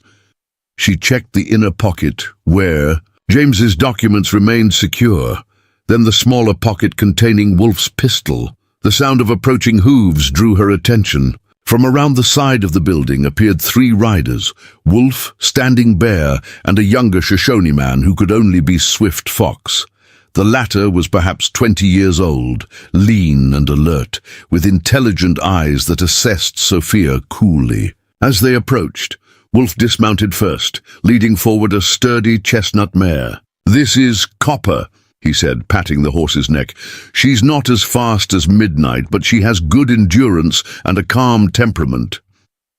Sophia approached the mare, allowing the animal to catch her scent. Copper snuffled at her hand, then nudged gently against her shoulder. "She seems friendly," Sophia observed. "She's dealt with inexperienced riders before," Wolf replied with a hint of amusement. "She'll forgive your mistakes." Standing Bear dismounted next, gesturing for the young man to join them. "This is my grandson, Swift Fox. He will guide you safely to Fort Laramie."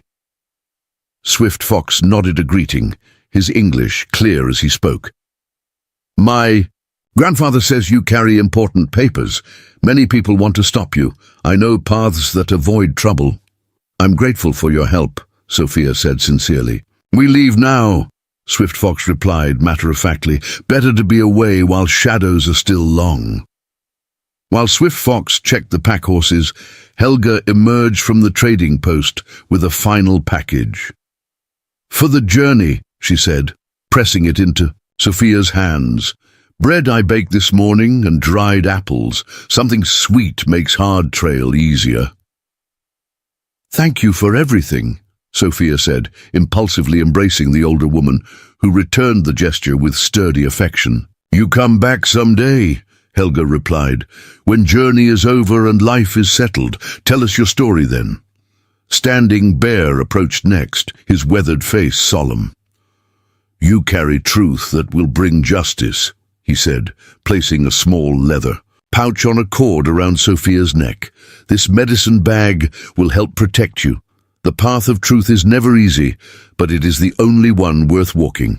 Sophia touched the pouch, deeply moved by the gesture from a man who had every reason to distrust.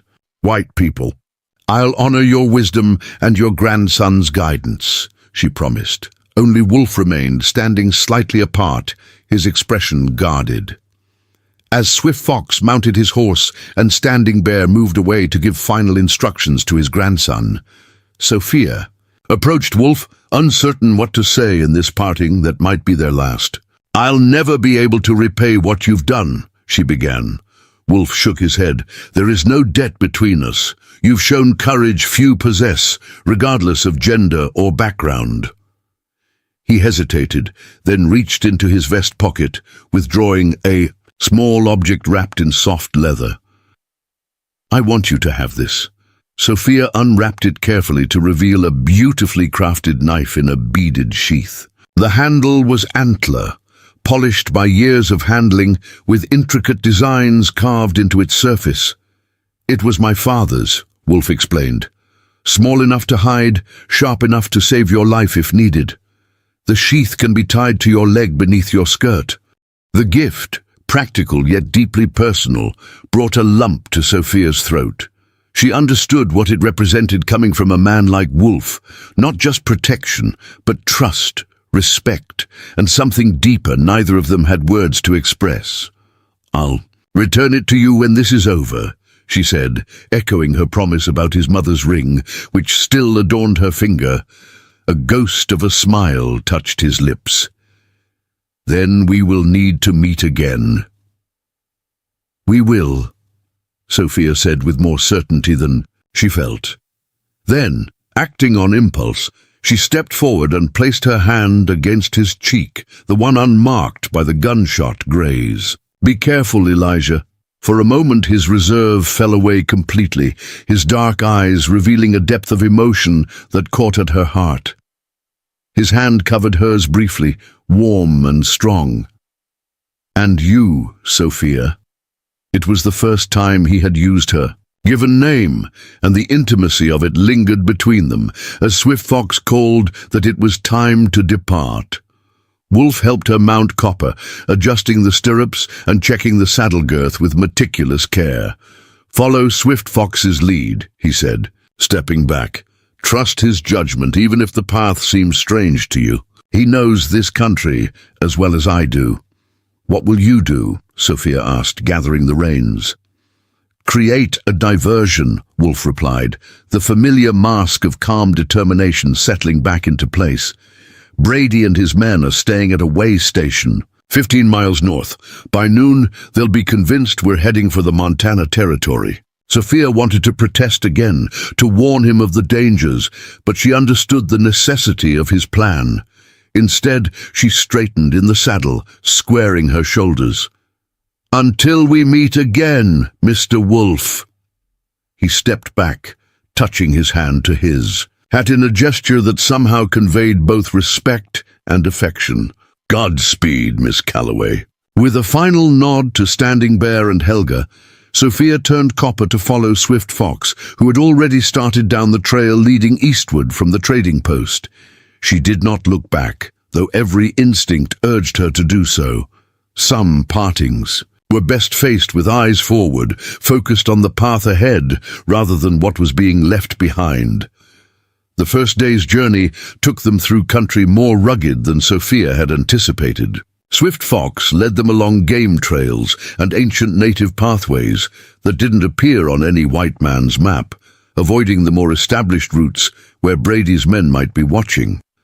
They crossed streams, navigated narrow passes between towering rock formations, and traversed meadows brilliant with early summer wildflowers. Swift Fox maintained a pace that was steady, but not grueling, clearly mindful of Sophia's limited riding experience. He spoke little, but when he did, his observations were thoughtful and occasionally tinged with dry humor. When they stopped to rest the horses near midday, he watched Sophia rubbing her sore back with a knowing expression. "White women not made for long riding," he observed. "Too many years in chairs with books." Sophia smiled despite her discomfort. "You're not wrong, though I'm learning quickly." Swift Fox nodded. "Learning is good. Survival depends on learning." By late afternoon they had covered nearly 20 miles, though the winding nature of their route meant they had made less progress eastward than the distance suggested.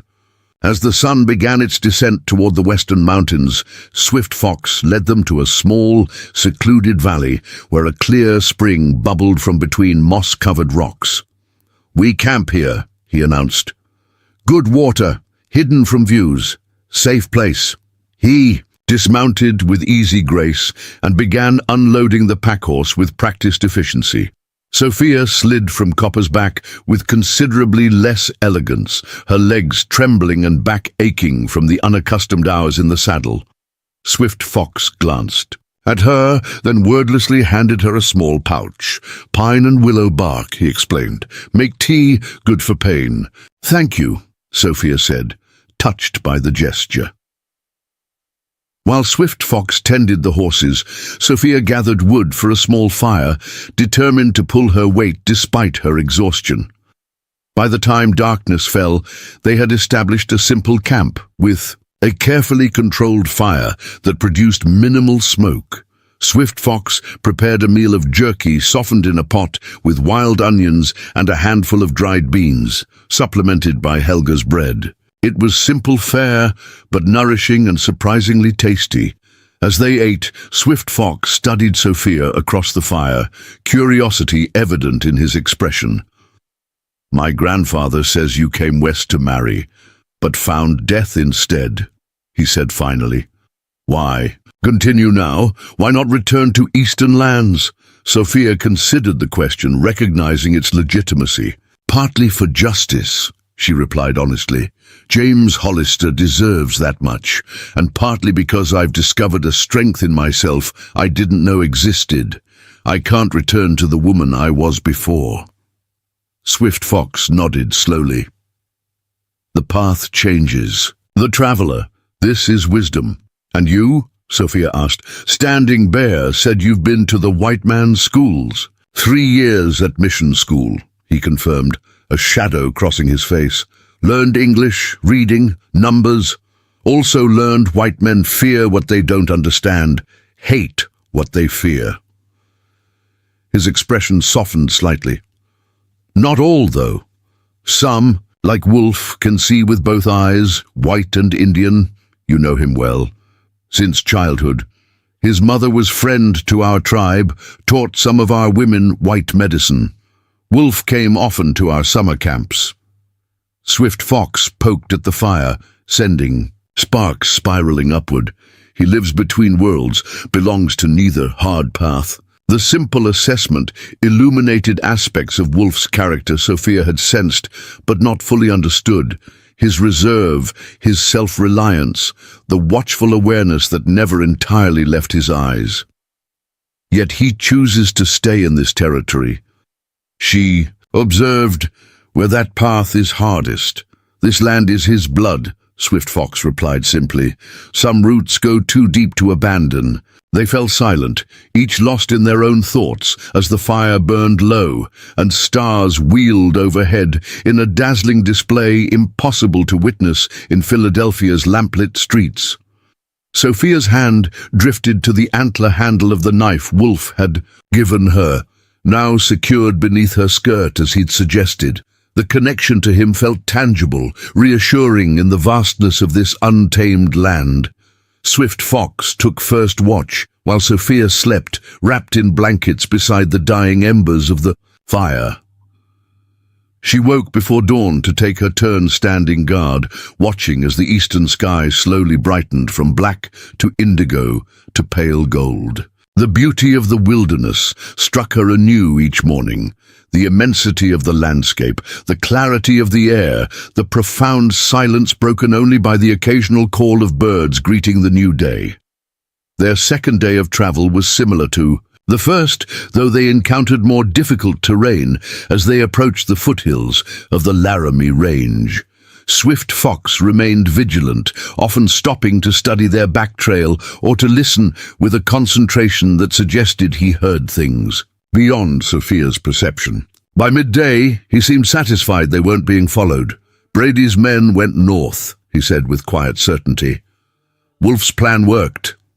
"How can you be sure?" Sophia asked. Swift Fox pointed to a pair of eagles circling high above. "Birds tell me. If riders followed, eagles would fly different pattern. Animals speak to those who listen." Whether his confidence came from tracking skills Sophia couldn't comprehend, or from actual communication with wildlife, the result was the same. A lessening of the tension that had kept them both alert to every unusual sound or movement. They made better time that afternoon, though Swift Fox still avoided the main trails that would lead more directly to Fort Laramie. Their third day brought a change in the weather. Clouds built throughout the morning, dark and threatening, and by early afternoon, the first fat raindrops began to fall.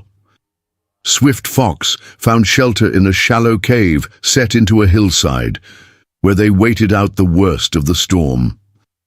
Thunder rolled across the valley below them, lightning illuminating the rain-swept landscape in brief, brilliant flashes. "Storm good for us," Swift Fox observed, watching the downpour. "Washes away tracks, makes pursuit harder." The storm passed by early evening, leaving behind a freshly washed world vibrant with renewed color and fragrant with the scent of wet earth and pine. They pushed on until dusk, making up for their weather delay, and camped that night in a grove of aspens whose leaves shimmered silver in the rising moonlight. Swift Fox estimated they would reach Fort Laramie by the following afternoon, if they maintained their pace. The proximity of their destination brought both relief and a new tension to Sophia. So far, their journey had been remarkably free of the dangers she had feared. No sign of Brady's men, no obvious pursuit from Blackburn's allies. Had Wolf's diversion been so successful? Or was the apparent safety merely the calm before a final confrontation? Her unease proved prescient. Midway through the fourth day, as they approached more settled country within 20 miles of Fort Laramie, Swift Fox suddenly raised his hand for silence, his body tensing with alertness. He dismounted in one fluid motion, pressing his ear to the ground. When he rose, his expression was grim. "Riders coming," he said tersely. "Many horses, moving fast." Sophia's heart raced. Brady's men? Maybe soldiers from Fort. Swift Fox scanned their surroundings, quickly assessing options. "No time to hide. We ride fast, reach settlement ahead. White family there, Hanson Farm, good people who trade with Shoshone." They urged their horses to a gallop, abandoning the caution that had characterized their journey thus far. Swift Fox led them along a ridge, then down through a series of small valleys, always moving eastward toward their destination. The sound of pursuit grew gradually louder, multiple horses ridden hard by experienced riders. The Hanson farmstead appeared before them as they crested a small rise, a sturdy log cabin with outbuildings, surrounded by cultivated fields where early crops were just beginning to emerge. A thin spiral of smoke rose from the stone chimney, and a woman in the dooryard looked up in surprise as they approached at speed. Swift Fox reined in his horse, gesturing urgently for Sophia to do the same. "Mrs. Hanson," he called out. "We need help. Bad men follow." The woman, middle-aged, her face weathered by sun and work, took in the situation with remarkable calm.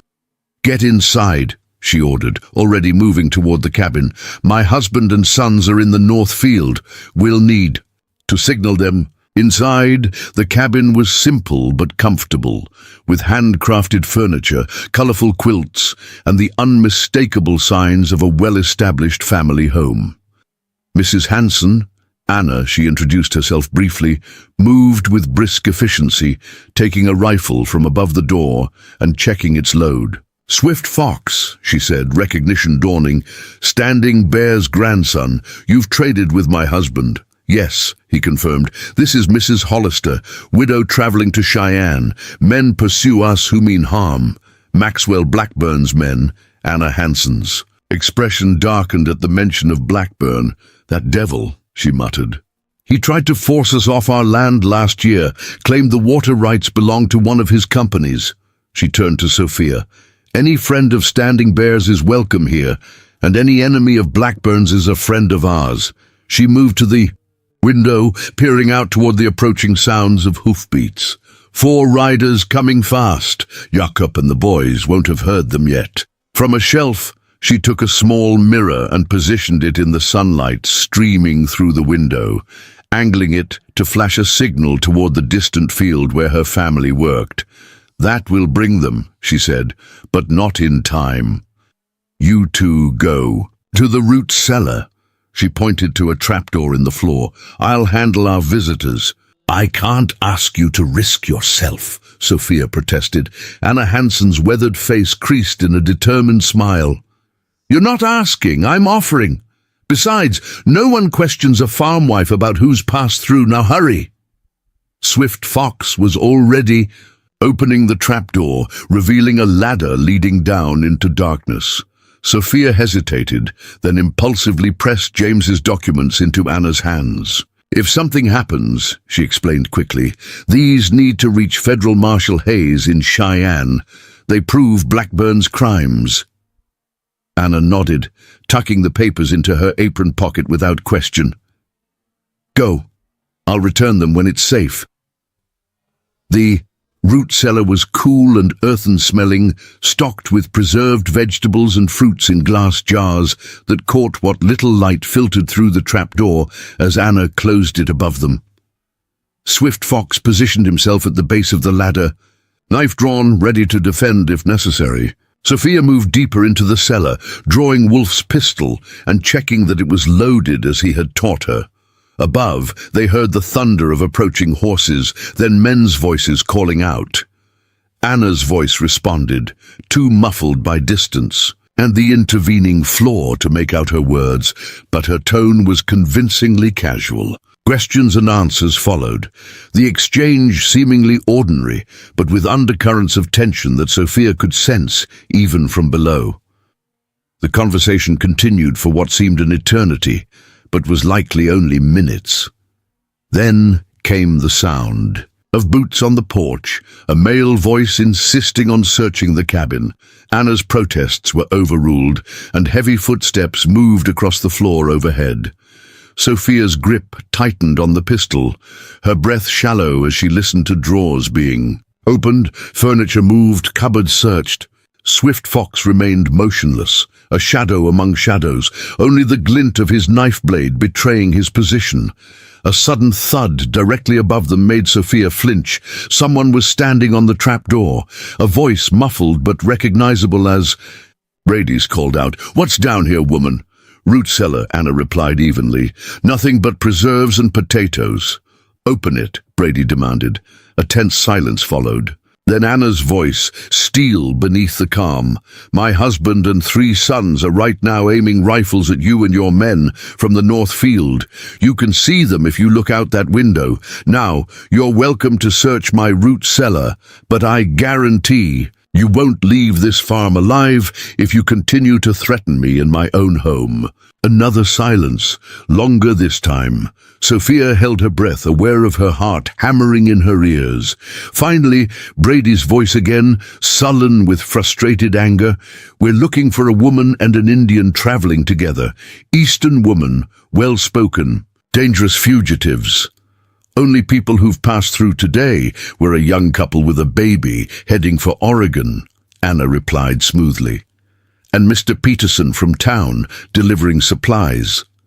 More muttered conversation followed. Then the sound of retreating footsteps. Through a crack in the cellar wall, Sophia could see men remounting horses in the farmyard. Brady's voice carried one last time. "If you see them, send word to Clearwater Springs. There's a reward." "We're honest folk," Anna called back. "We'd report any criminals, reward or no."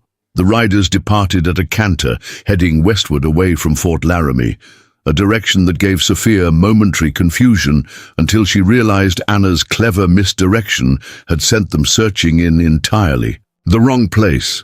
Only when the sound of hoofbeats had faded completely did the trapdoor open, revealing Anna's concerned face. "They're gone," she confirmed, "and my husband and sons are on their way back. They did see the signal, thank goodness." Sophia climbed out of the root cellar on shaky legs, relief making her lightheaded. "You are magnificent," she told Anna. "I don't know how to thank you." "No need for thanks," Anna replied, returning the documents to Sophia. "Blackburn has been a plague on decent folk in this territory for too long.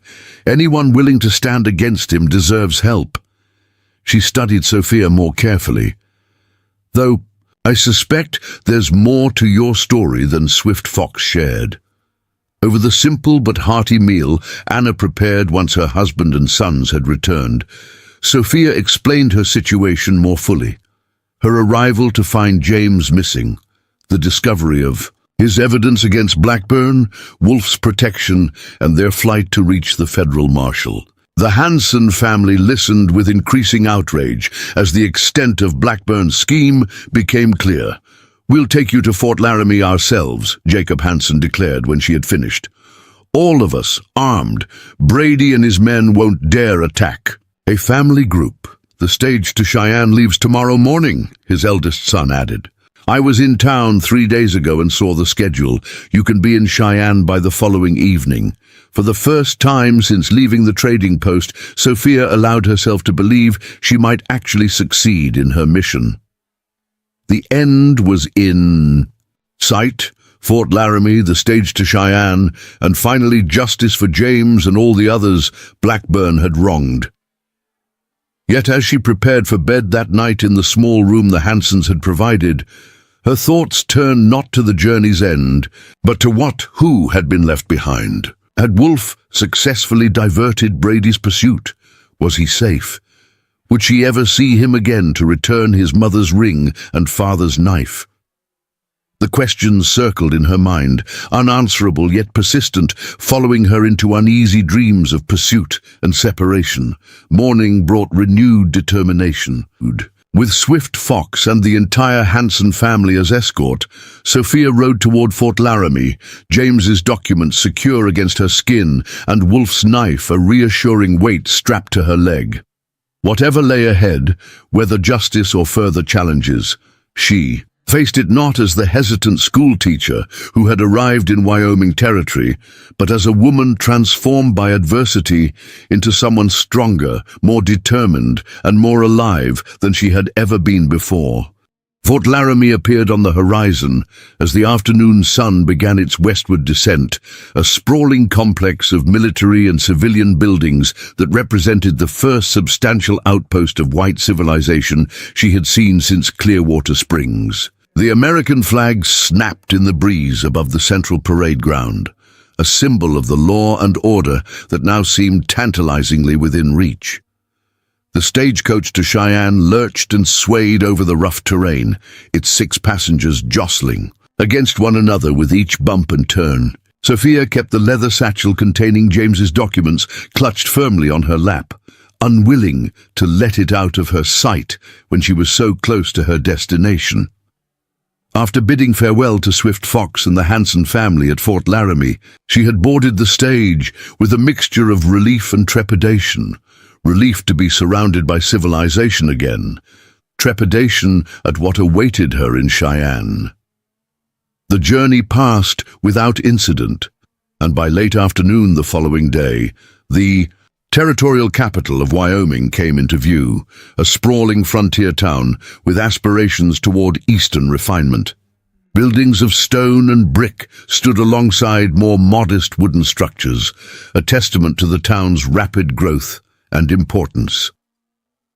Sophia took a room at a respectable hotel near the courthouse, then immediately sought out Federal Marshal Hayes. She found him in his office, a tall, broad-shouldered man with iron-gray hair and eyes that had seen too much frontier justice to be easily surprised. Yet surprise registered clearly on his weathered face as Sophia recounted her story and presented James's meticulously gathered evidence. "Blackburn's been untouchable for years," Hayes remarked, studying the documents with growing interest. "These railway contracts, the fraudulent land deeds, this is enough to bring him down." He fixed Sophia with a penetrating gaze. "You understand there will be resistance. Powerful men don't fall easily." "James Hollister died for these documents," Sophia replied steadily. "I owe it to him to see justice done." Events moved swiftly after that. Hayes assembled a team of deputies and federal agents, and within 48 hours, arrest warrants were issued for Maxwell Blackburn and his associates. Telegraph wires hummed with messages to neighboring territories, ensuring Blackburn couldn't flee beyond their jurisdiction. 3 days after her arrival in Cheyenne, Sophia sat in the courtroom. As Blackburn was brought before the federal judge for his preliminary hearing, the banker looked smaller somehow, his imperious manner diminished by iron manacles and the gravity of the charges against him. When his gaze found Sophia in the audience, his expression contorted with impotent rage. "The evidence is overwhelming," Hayes told her afterward. "Blackburn's operation went beyond land fraud. There's embezzlement, intimidation, and conspiracy to commit murder." He'll hang for what he did to Hollister and others who stood in his way. Brady and his men were apprehended attempting to cross into Colorado territory. Under questioning, they implicated Blackburn directly in James's disappearance, revealing that the rancher's body had been hidden in an abandoned mine shaft after being shot in an ambush arranged to look like a robbery. With Blackburn and his men in custody, Sophia found herself at another crossroads. James was gone, his body recovered and given a proper burial in the Clearwater Springs Cemetery. His ranch legally belonged to her, as his will had named her his beneficiary. Yet the purpose that had driven her across the wilderness, sustained her through danger and hardship, was now fulfilled. What remained was the question of her future. And there was Wolf. No word had come from him since their parting at the trading post.